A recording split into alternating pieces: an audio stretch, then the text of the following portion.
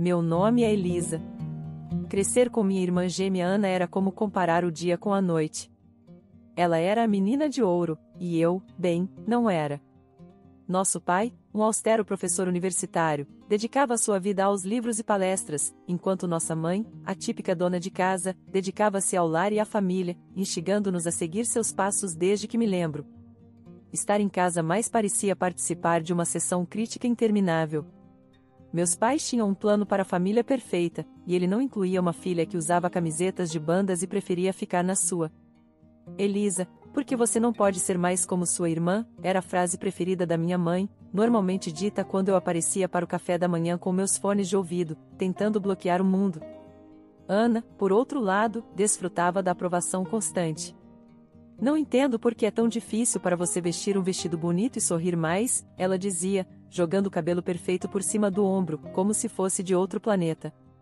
Num sábado especialmente árduo, enquanto nossa família se preparava para uma das enfadonhas festas da faculdade do papai, um evento obrigatório para nós, decidi me rebelar da maneira mais sutil que conhecia. Coloquei meu delineador mais escuro e um par de botas que definitivamente não passavam no teste de adequação. Você não vai sair assim, vai, minha mãe me interceptou na escada, os olhos baixando para minhas botas como se estivessem cobertas de lama. Dei de ombros, minha defesa padrão. Por que não? Ela suspirou, aquele suspiro longo e cansado que dizia que eu era a maior decepção em seu mundo perfeitamente ordenado. Por favor, Elisa, só desta vez, você não pode tentar se encaixar, ela pediu. Pra quê? Para vocês fingirem que somos a família perfeita, retruquei, cansada da mesma ladainha. Não é sobre fingir, é sobre mostrar respeito pelo seu pai, ela argumentou, a voz adquirindo um tom agudo que significava negócios. Ana, ouvindo a troca, veio apressada pelo corredor, seus saltos clicando no assoalho como um juiz se aproximando do banco. A mamãe está certa, Liz. Não é tão difícil parecer decente. Por que você sempre tem que complicar as coisas? Talvez eu não queira ser um clone seu, Ana, retruquei, sentindo meu rosto esquentar. Eu odiava essas discussões, odiava ser comparada, mas mais do que tudo, odiava me sentir uma estranha na minha própria casa. Papai apareceu no pé da escada, a testa franzida. Chega, ele ordenou, a voz firme. Elisa, vá trocar de roupa agora. Estamos saindo em 10 minutos. Seu tom não deixava espaço para argumentos. Ele não gritava, não precisava. A decepção em seus olhos era suficiente para me mandar de volta ao meu quarto, trocar as botas por sapatilhas insípidas e remover metade do meu delineador. Enquanto dirigíamos para a festa, o carro estava silencioso, exceto pela música clássica que papai colocava, pois era calmante. Olhando pela janela, as árvores passando em um borrão, prometi a mim mesma que um dia viveria uma vida onde ninguém poderia me dizer o que vestir, como agir ou quem ser. Um dia, eu seria livre do eco dessas expectativas. Meu quarto era o único canto da casa onde eu podia fingir estar em outro lugar, qualquer lugar que não fosse preenchido pelas escolhas dos meus pais. Meu quarto era meu santuário. Não era muita coisa, apenas 4 paredes cobertas de esboços e pôsteres de bandas, mas era minha fuga das expectativas da minha família. Certa noite, enquanto tentava me perder em uma playlist das minhas bandas favoritas, meu pai bateu a porta e entrou no quarto, com o rosto marcado pelo franzir de sobrancelhas habitual. Elisa, abaixe esse barulho. E por que você não estudou com a Ana hoje? Vocês duas têm provas chegando, ele disse, com a voz firme. Tirei um dos fones e olhei para ele, tentando manter a voz calma. Eu estudei, só que sozinha. Aprendo melhor assim. Meu pai balançou a cabeça, claramente descrente. Você conhece as regras. Sua irmã tira boas notas, e você deveria fazer o mesmo. Não entendo por que você sempre precisa complicar as coisas. Não é sobre complicar, respondi, a frustração aumentando. Só não vejo por que tenho que seguir o método da Ana em tudo. Não posso ter meu próprio jeito de estudar? Ele não respondeu, apenas mudou o foco da reclamação. E aqueles seus amigos, eu vi você com eles no café ontem. Não acho que seja uma boa influência. Você deveria passar tempo com as filhas dos meus colegas, elas são mais adequadas. Minha irritação cresceu. Adequadas para quê? Para você? Por que elas falam sobre economia e fingem gostar daquelas reuniões universitárias entediantes? Antes que ele pudesse responder, minha mãe apareceu na porta, a voz incisiva ao se juntar a ele. Elisa, seu pai está certo. Essas meninas vêm de boas famílias, sabem como se comportar. São o tipo de amizades que você deveria querer. Levantei, enfrentando ambos. E se eu não quiser amigos escolhidos para mim? E se eu quiser escolher meus próprios amigos, o que estudo ou até o que quero ser? Chega, Elisa, disse minha mãe, o tom definitivo. Você sabe que seu futuro está na universidade. Seu pai garantiu isso, e depois de se formar, você precisará pensar em se estabelecer. Já discutimos isso. Se estabelecer, as palavras ecoaram como uma sentença de vida. Você quer dizer começar a pensar em ser esposa de alguém, como a Ana? É isso que vocês acham que eu devo ser? O rosto da minha mãe se suavizou um pouco, mas a voz permaneceu firme. Queremos o que é melhor para você. Seguir o caminho que traçamos lhe dará uma boa vida. Uma boa vida, repeti, a ironia amarga na minha boca. É uma boa vida se for a ideia de bom de outra pessoa? Ninguém respondeu. Não precisavam. Todos sabíamos que não adiantava discutir. Eles tinham seus planos e esperavam que eu seguisse a linha, como a Ana. Ana e eu éramos como duas faces da mesma moeda, sempre juntas, mas nunca na mesma página. Na universidade, onde nosso pai lecionava, as diferenças entre nós se tornaram ainda mais evidentes. Ela se destacava em gestão empresarial, a menina de ouro, sempre concordando nas palestras, fazendo perguntas inteligentes que faziam os professores acenarem em aprovação.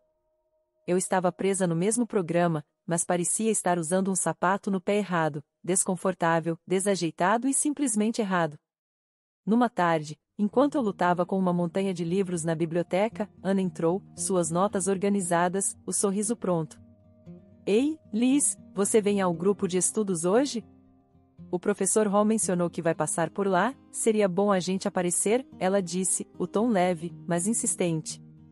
Olhei para cima, sentindo o peso de suas expectativas. Não, acho que não. Essas coisas realmente não são minha praia, sabe? Ela franziu a testa, colocando os livros na mesa com um baque que espelhava sua reprovação.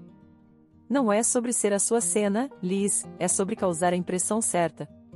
Você precisa começar a levar isso a sério, estamos prestes a nos formar. Dei de ombros, voltando a me concentrar nas minhas anotações. Eu levo a sério, só que de uma maneira que não me faz miserável. Por que fingir? Porque, Liz, às vezes você tem que jogar o jogo para avançar. Você acha que eu gosto de tudo isso? Ela gesticulou em direção aos seus livros meticulosamente organizados e anotações coloridas. Não é sobre gostar, é sobre fazer o que é necessário. Balancei a cabeça, afastando a cadeira com um rangido. Pois talvez eu esteja cansada de fazer o que é necessário segundo todo mundo. Você já pensou nisso? Sua voz se suavizou, mas seus olhos eram de aço. Liz, só estou tentando cuidar de você. O papai não vai estar por perto para resolver as coisas para sempre. O que você vai fazer se continuar alienando todo mundo? Talvez eu descubra sozinha. Talvez eu não precise seguir o mapa do papai, nem o seu, retruquei, sentindo uma onda de desafio. Ana suspirou, sua frustração evidente. Você é tão teimosa. Só tente, tá? Por mim, se não por você. Apareça hoje à noite, converse com o professor Hall. Não vai te matar. Olhei para ela, realmente olhei, e vi não apenas minha irmã irritantemente perfeita, mas alguém que realmente se importava, à sua maneira. Está bem, eu vou pensar, concordei, sem me comprometer mais. Obrigada, ela disse, o sorriso voltando. Não é tão ruim, sabe? Você pode até gostar se tentar. Duvido, murmurei, mas sabia que tinha perdido essa rodada. Por Ana, eu iria, sentaria através de outra discussão entediante e acenaria nos momentos certos. Eram apenas algumas horas, eu me dizia. Quão ruim poderia ser? Como se viu, não foi tão ruim quanto pensei. O professor Hall era surpreendentemente interessante quando não estava no púlpito. Até fiz uma pergunta, o que rendeu um olhar chocado, mas satisfeito de Ana. Depois, enquanto voltávamos para o dormitório, Ana me cutucou. Viu? Não foi tão terrível, certo? Aquela paz frágil, no entanto, não durou muito. No nosso último ano, Ana nos apresentou ao seu noivo, um advogado 10 anos mais velho que ela, já bem estabelecido e exatamente o que nossos pais sonhavam. Mamãe e papai ficaram nas nuvens, elogiando Ana por uma escolha tão inteligente e imediatamente voltaram seus olhos expectantes para mim. Agora é sua vez, Elisa, disse papai uma noite durante o jantar, seu tom sugerindo que meu tempo estava se esgotando. Mamãe concordava entusiasmadamente, já planejando minha vida como se fosse mais um de seus projetos de casa bem organizados. Pense no seu futuro, querida. Alguém que possa prover, que tenha uma boa posição. Lembro-me de olhar para o meu prato, sentindo as paredes se fecharem. O casamento de Ana foi meticulosamente planejado até o último detalhe pela mamãe, desde os vestidos das damas de honra até os arranjos florais, exibindo sua visão perfeita de prestígio familiar. Depois do casamento, mamãe frequentemente visitava Ana, dando conselhos e garantindo que sua vida se desenrolasse exatamente como ela havia orquestrado. Testemunhando isso, eu sabia de uma coisa com certeza: eu não queria que minha vida fosse moldada pelas mãos de outra pessoa. Um dia, enquanto caminhava pela rua, perdida em pensamentos sobre como escapar da vida que meus pais imaginavam para mim, ouvi o ronco profundo de uma motocicleta se aproximando. A curiosidade me puxou em direção ao som. Foi quando vi Bruno, com sua jaqueta de couro e sorriso despreocupado, parando ao meu lado. Você parece que precisa de uma carona, ele chamou por cima do rugido do motor, um brilho brincalhão nos olhos. Hesitei, olhando para o caminho de casa e depois para sua mão estendida. O que eu tinha a perder? Claro, por que não? Respondi, minha voz uma mistura de nervosismo e excitação. Subindo na garupa de sua moto, senti uma onda de adrenalina enquanto acelerávamos, o vento batendo em meus cabelos. E, pela primeira vez em muito tempo, eu ri. Ri de verdade. Bruno gritou algo sobre me mostrar seu mundo, e eu segurei mais firme, não querendo que aquele momento terminasse. Paramos em uma lanchonete frequentada por motociclistas, comendo hambúrgueres e batatas fritas. Bruno me contou sobre sua vida como soldador, sua paixão por motos e seu amor pela estrada aberta. Era tudo tão diferente do que eu estava acostumada, tão cru e real. Você não tem medo de viver assim? Perguntei, minha voz mal se elevando acima do barulho de pratos e conversas ao redor. Medo? Não, é emocionante. Você nunca sabe o que vai encontrar pela frente. Não é melhor do que ter tudo planejado para você? Ele respondeu, os olhos brilhando a cada palavra. Nas semanas seguintes, nos encontramos secretamente. Cada passeio na moto de Bruno me afastava mais da vida que eu deveria viver e me aproximava da vida que eu queria. A velocidade, a aventura, não era apenas pela emoção, era sobre se sentir viva, livre. Uma noite, enquanto assistíamos ao pôr do sol de um mirante isolado, Bruno se virou para mim. Elisa, eu não ando de moto apenas para escapar. Eu ando para me sentir vivo, para fazer cada momento valer a pena. Com você, cada momento parece valer algo. Me aproximei dele, meu coração batendo rápido. Eu nunca me senti assim antes. Você me faz sentir livre, Bruno. Ele sorriu, me puxando para mais perto. Então, vamos parar de apenas existir. Vamos viver. 6 meses com Bruno pareceram uma vida inteira de momentos que eu sempre sonhei. No dia em que ele propôs, sob as estrelas, com o suave ronco de sua moto ao fundo, meu coração gritou um sim antes que minha boca pudesse formar a palavra. Era perfeito, exceto por um grande obstáculo, meus pais. Eu lutava com o medo de apresentar Bruno a eles. Ele era tudo que eles desaprovavam, suas arestas ásperas, seu espírito livre, sua vida simples e contente como soldador. Mas o amor fortaleceu minha coragem, e decidi que era hora de eles saberem. No dia em que levei Bruno para casa, ele estava vestido como sempre, colete de couro, camiseta preta, jeans rasgado e bandana. Eu adorava isso nele, ele era inegavelmente ele mesmo. Caminhamos até a entrada e já pude sentir o peso do julgamento dos meus pais. Ao entrarmos, o rosto da minha mãe empalideceu ao ver Bruno, seus olhos arregalados de choque.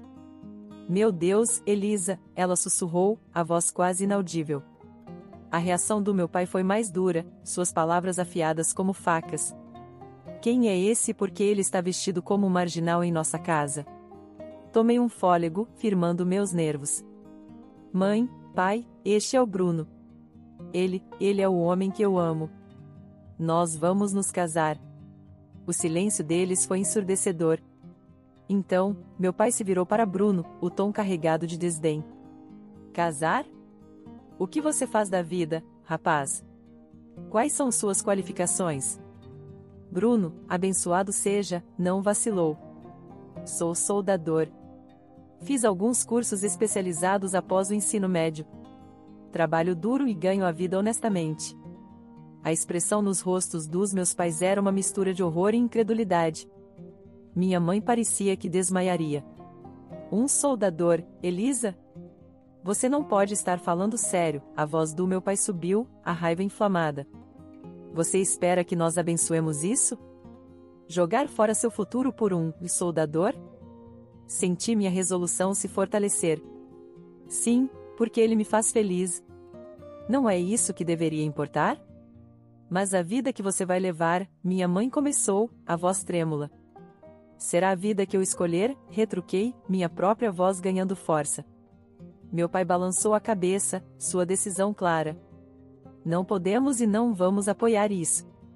Se você escolher ele, não espere fazer parte desta família.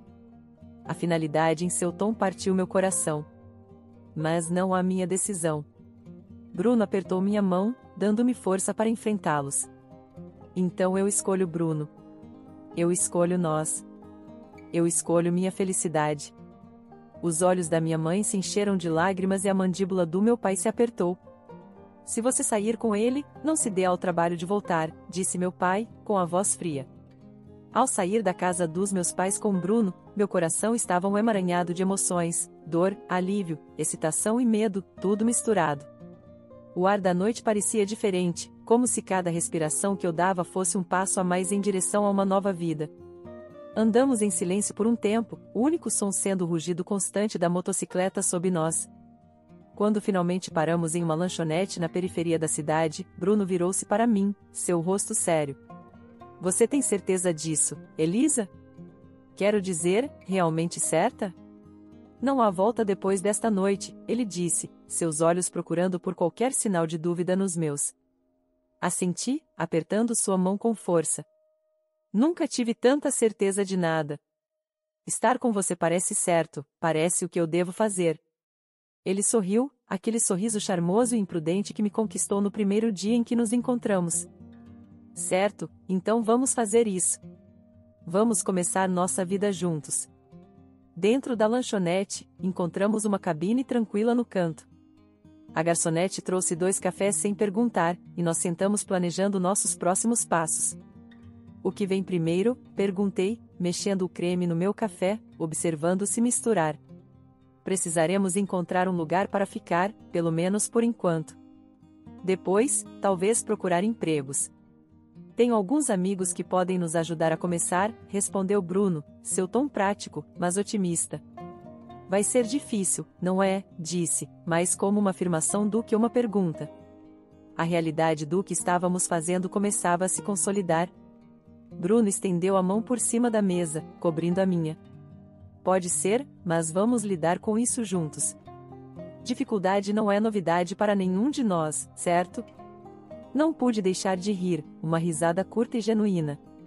Certo, juntos. Passamos horas naquela lanchonete, conversando e planejando. De vez em quando, Bruno lançava uma ideia que soava tão selvagem e livre que fazia meu coração saltar. E talvez um dia, economizemos o suficiente para fazer aquela viagem de moto pelo país, só você, eu e a estrada aberta. Gosto disso, disse, permitindo-me sonhar mais alto do que jamais ousara. Voltando para a cidade, começamos nossa busca. As próximas semanas foram um turbilhão de atividades. Encontramos um pequeno apartamento na periferia da cidade, nada chique, mas era nosso. Bruno conseguiu trabalho em uma oficina local e eu peguei turnos em uma lanchonete próxima. A vida era dura, mas era nossa. Nos contentávamos com o que tínhamos e, todas as noites, ao voltarmos para casa um para o outro, sentíamos que tínhamos tudo. Meses depois, decidimos oficializar e nos casamos em uma cerimônia íntima. Mantive uma recha de esperança de que minha família apareceria, que veriam como eu estava feliz e deixariam de lado seus preconceitos, mas as cadeiras reservadas para eles permaneceram vazias, sem mensagens de felicitações. Apesar da dor de sua ausência, o dia foi perfeito porque era nosso. Com o tempo, me aproximei muito da mãe de Bruno. Ela me acolheu de braços abertos, chamando-me de filha, preenchendo os vazios deixados pela minha própria família. Sua calor e aceitação curaram algumas das feridas deixadas pela rejeição dos meus pais. As coisas finalmente pareciam estar melhorando para Bruno e para mim, especialmente depois que ele completou um treinamento adicional de mergulho e se tornou um soldador subaquático certificado, com um salário anual de R$ 150. Essa mudança fez uma grande diferença. Conseguimos comprar uma casa geminada em uma área agradável, o tipo de lugar com que eu sempre sonhei. Mas nunca pensei que realmente viveria nela. Comecei a trabalhar como despachante na empresa de Bruno. Não era apenas um emprego, sentia que fazia parte de algo importante, apoiando o homem que amava e construindo nosso futuro juntos. Nos fins de semana, fugíamos da cidade em sua moto, percorrendo estradas sinuosas e apreciando vistas deslumbrantes da natureza. Esses momentos, com o vento nos cabelos e o calor dele contra minhas costas, eram pura felicidade. Morando perto, minha sogra tornou-se uma visitante frequente. Numa tarde, enquanto Bruno mexia na garagem e eu preparava um café, ela chegou parecendo preocupada. "Tenho uma notícia ruim", disse ela, acomodando-se à mesa da cozinha. "Algo sobre um professor da universidade envolvido em um escândalo de assédio." Meu coração acelerou. Disseram quem era, tentei manter a voz firme, temendo a resposta. Ela balançou a cabeça. "Não mencionaram um nome no rádio, mas você sabe como essas coisas são. Provavelmente já está por toda a TV." Assenti e liguei a televisão, sintonizando nas notícias. Como temia, o rosto do meu pai apareceu na tela. O âncora detalhava as acusações contra ele e uma onda de incredulidade me atingiu. Desliguei a TV e sentei pesadamente, tentando processar a notícia. Bruno entrou, limpando as mãos em um pano, e viu minha expressão. "O que houve, querida?", perguntou, a testa franzida de preocupação. Engoli em seco, minha voz mal um sussurro. "É meu pai, ele foi acusado de assediar uma aluna." A expressão de Bruno endureceu por um momento antes de ele vir até mim e pegar minha mão. "Sinto muito, Elisa. Isso é difícil. Como você quer lidar com isso?" Balancei a cabeça, sem ter certeza de nada no momento. "Não sei. Quero dizer, o que eu posso fazer? Não somos mais próximos." Ele apertou minha mão, compreensivo. "O que você precisar, estou aqui. Não precisamos resolver tudo agora." Decidi esperar e ver como as coisas se desenrolariam antes de tomar qualquer decisão. Sabia que, qualquer que fosse minha escolha, teria Bruno ao meu lado, e isso era o reasseguramento de que precisava para enfrentar o que viesse a seguir. A vida tinha sido pacífica até aquela tarde inesperada no trabalho, quando um carro familiar entrou no estacionamento. Não via meus pais há muito tempo, e a visão deles despertou um misto de emoções que pensei ter resolvido. Ambos pareciam dramaticamente mudados, o escândalo tinha cobrado seu preço. Minha mãe tinha perdido muito peso e parecia anos mais velha, enquanto meu pai parecia quebrado, uma sombra do homem austero que ele era. Minha mãe me viu e correu na minha direção, os braços abertos como se nada tivesse acontecido, como se anos de distância e desaprovação pudessem ser superados num instante. Mas eu não pude abraçá-la, não agora.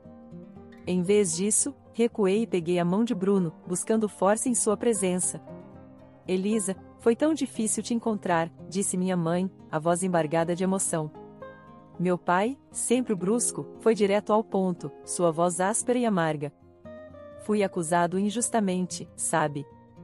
Procurei o marido da sua irmã por ajuda, mas aquele sanguessuga queria uma fortuna.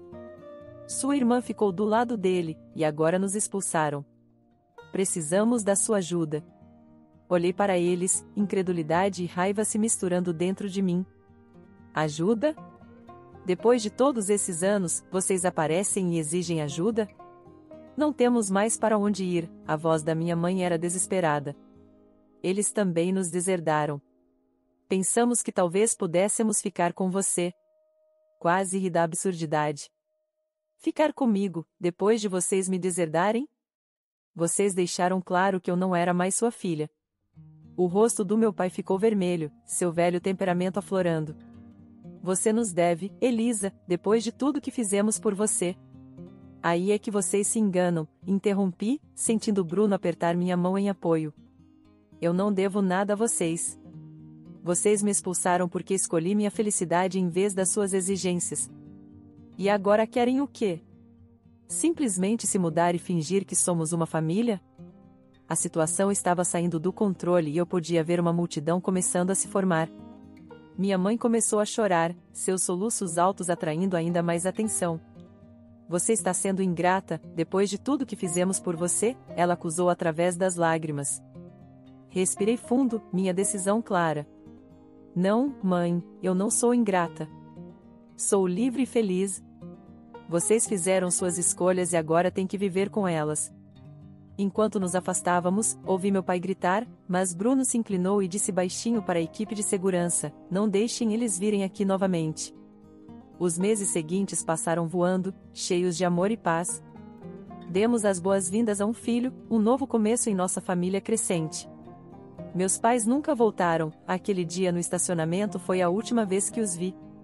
Embora uma parte de mim lamentasse pelo que poderia ter sido, eu sabia que tinha feito a escolha certa.